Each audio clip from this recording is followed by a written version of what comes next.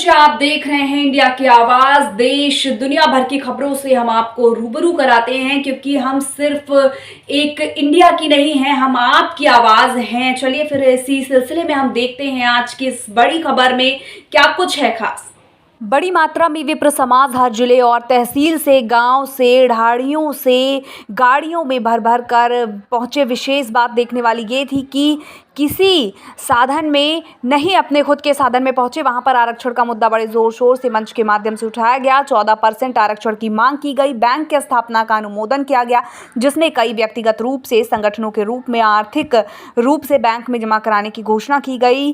संगठन की ओर से राष्ट्रीय उपाध्यक्ष विजय बसोतिया, मनोज बेड़ा, कुणाल तिवारी, कैलाश शर्मा, डॉक्टर के शर्मा, आपको बता दें डॉक्टर के शर्मा, डॉक्टर राजेश शर्मा, गोविंद शर्मा, राष्ट्रीय थानागाजी, देवेंद्र राम, अवतार शर्मा बोरा समेत तमाम लोग इस दौरान मौजूद रहे। कार्यक्रम की अपार सफलता के लिए सभी को साधुवाद करना चाहूँगी।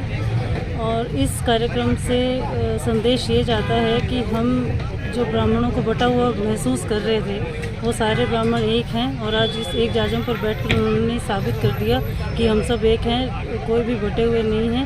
ये पूरा राजनीतिक लेवल पे भी ये जाएगी बात, और हर तरीके से सामाजिक लेवल पर भी ये सारी बात जाएगी कि हम सब एक हैं, हमें कुछ विभाजन नहीं है। थानागाजी में कुछ समाज सेवी या कुछ जो चुनाव की दावेदारी दिखा रहे हैं, उनमें आज मिर्ची लगी है कि भारती जी की मतलब चुनाव की दावेदारी दिखा रही हैं कि आप चुनाव लड़ेंगे थानागाजी से, या क्या है? चुनाव के बारे में भी कुछ स्पष्ट रूप से मैं नहीं कह सकती, क्योंकि अभी इसके बारे में कुछ निर्णय लिया नहीं है। मिर्ची लगे नहीं लगे वो उन्हीं के ऊपर डिपेंड करता है, बाकी ऐसा कुछ है नहीं। क्योंकि अभी तो हमारे डॉक्टर अवतार कुमार शर्मा जी जो मेरे ससुर हैं, वही अभी प्रयास कर रहे हैं, तो देखते हैं, बाकी समय बताएगा वो क्या होगा क्या नहीं। सम्मेलन करने वाली टीम में हम शामिल हैं। विप्र समाज का ये महाकुंभ विप्र समाज की एकता, उन्नति, शिक्षा और रोजगार के लिए आयोजित किया है। राजनीतिक शक्ति समय पर दिखाएं, इसके लिए सबको तैयार किया है। अच्छा होगा, बहुत अच्छा कार्यक्रम हुआ है। एक शब्द में कह सकते हैं आशीर्वाद स्वरूप आपने आशीर्वाद दे दिया। आशीर्वाद दे। नमस्कार सर। नमस्कार। आप अध्यक्षता देख रहे हैं, बहुत बड़ा भार आपके कंधों पर है। आपने ब्राह्मण समाज के विप्र समाज का सम्मेलन दर्जे का, तो आपने क्या संदेश दिया? आज एक बहुत अच्छा आयोजन है। विप्र महाकुंभ यहाँ पर थानागाजी में आयोजित हुआ है, और समस्त ब्राह्मण समाज की बड़ी संख्या में लोग यहाँ पर एकत्रित हुए हैं। और एक ऐसा अवसर है जहाँ पर ब्राह्मण समाज ने अपना सामाजिकता, समरसता और सद्भावना का परिचय दिया है, और यहाँ पर एक अच्छा मैसेज गया है समाज के लिए। तो हम सब ने यहाँ एकत्रित होकर समाज की एकता और अखंडता का परिचय यहाँ पर दिया है। विशेष रूप से मांग उभर के आ रही थी 14% आरक्षण संभव दिख रहा है सर? बिल्कुल, अभी जो हमारा EWS आरक्षण है उसको बढ़ाकर 14% किया जाए, जिससे जो हमारे समाज के युवा हैं उसको एक बहुत अच्छा अवसर मिलेगा।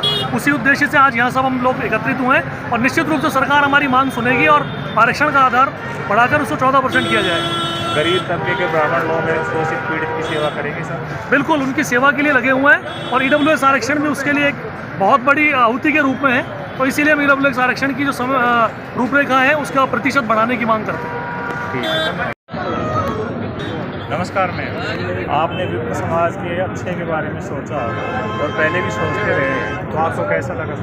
देखिए, विप्र फाउंडेशन ने यहाँ बहुत बड़ा आयोजन किया, और मैं समझती हूँ कि समाज की तरक्की के बारे में विचार विमर्श यहाँ पर हुआ है, और हर व्यक्ति को अपना योगदान समाज के लिए देना चाहिए, क्योंकि समाज में जो कुरीतियाँ उनका शमन हो, समाज कैसे आगे बढ़ सके, बालिका शिक्षा को कैसे बढ़ाया जाए, समाज में व्याप्त कुरीतियों को कैसे समाप्त किया जाए, इस स्तर पर विवेचन हो। और एकता, एकजुटता का परिचय हमेशा देना चाहिए, क्योंकि समाज के जाजम पर जो नीतियों की बात होती है उसे आत्मसात करके लागू करने का दायित्व हर एक शब्द में कह सकते हैं, विप्र समाज ने संदेश दिया, प्रेम, प्यार, सुख चैन की वर्षा होती रहे, और 14% आरक्षण की बात विशेष रूप से आई, तो ये संभव लागू होगा? देखिए, संभव असंभव की बात नहीं है, लेकिन अपनी मांग रखना, अपने अधिकार की बात करना, ये हम सबकी जिम्मेदारी है। अभी तक मैडम सरकार के द्वारा घोषणा की जा रही है, CM साहब के द्वारा बिजली फ्री दी जाएगी, ये किया जा रहा है, वो किया जा रहा है, लागू नहीं हो रहा है। फ्यूल चार्ज इतना लगा दिया, या आखिर क्यों चुनाव का खर्चा निकालने की तवज्जो है, क्या है इसमें?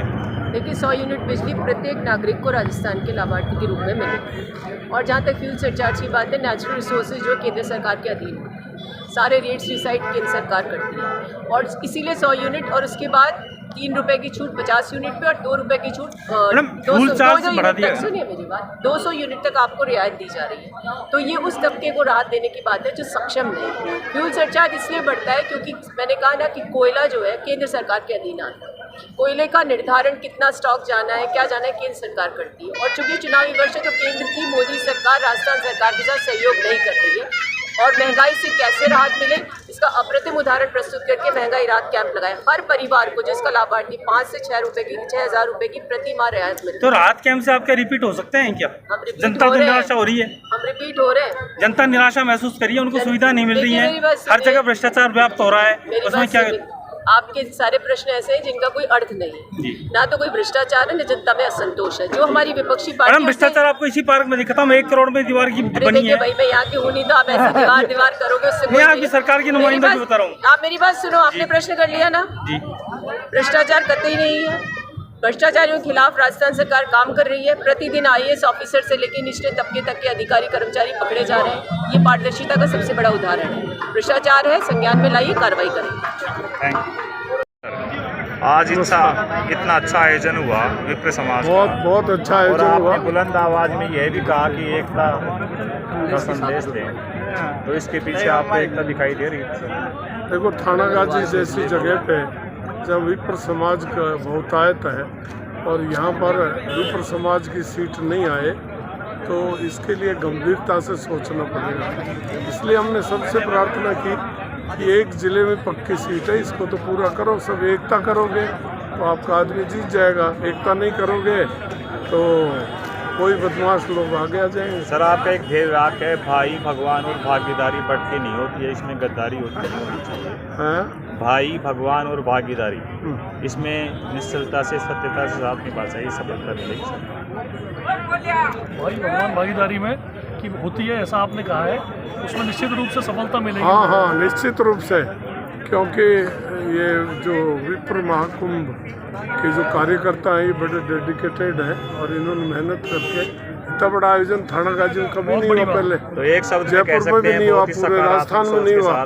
तो ये सारे कार्यकर्ताओं की मेहनत है और विप्र समाज भी इसका समर्थन इसलिए कर रहा है कि वो उनकी भलाई के लिए, चाहे पॉलिटिकल हो, चाहे सामाजिक हो, चाहे आर्थिक हो, ये जो फाउंडेशन है ये उनकी भलाई के लिए काम कर रहा है। अच्छा, हमारा सबका समर्थन है, लेकिन पॉलिटिकल लोग अपनी राजनीति जो है वो जरूर चला देते हैं। तो अगर लेकिन आम पब्लिक की हम सर्वे कर रहे थे कि आवाज आ रही थी डॉक्टर शर्मा 5 से चुनाव लड़े थे। धन्यवाद तुम्हारा। अगर जब आप पद पे होते हो तो थोड़ी में बैठाते हो, कोई में बिठाते हो, लिया जाता है तो आपका ध्यान नहीं होगा। आज की स्थिति आप लोगों की वजह से आई है कि थानागाजी 20 साल पिछड़ गया। मैं तो मुख्यमंत्री की मांग करने वाला था पाकिस्तान में, लेकिन अभी हम हार्दिक स्वागत। हमने आपको इस बड़ी खबर से रूबरू कराया। ऐसे ही और तमाम खबर से हम आपको रूबरू कराते रहेंगे। तब तक के लिए बने रहिए हमारे साथ और देखते रहिए इंडिया की आवाज और हमारे चैनल को लाइक, सब्सक्राइब और शेयर करना ना भूलें।